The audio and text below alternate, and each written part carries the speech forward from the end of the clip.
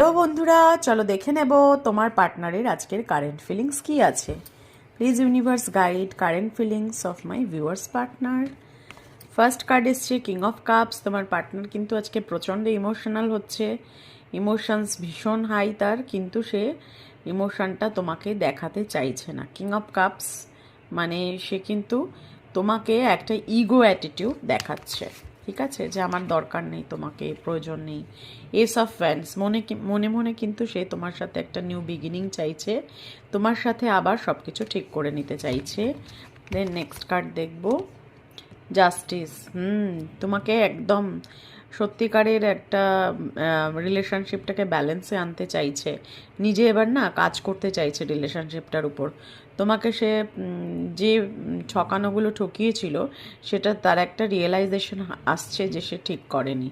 হ্যাঁ, এবার তোমাকে সে জাস্টিস দিতে চায়। জাস্টিস মানে সে এখন কিন্তু সেটার উপর কাজ করতে চায়। প্রিন্সেস অফ কয়েন্স, তুমি কিন্তু খুব সেলফ ফোকাসড। তুমি একজন চাকরি করা মেয়ে বা পুরুষ হতে পারো।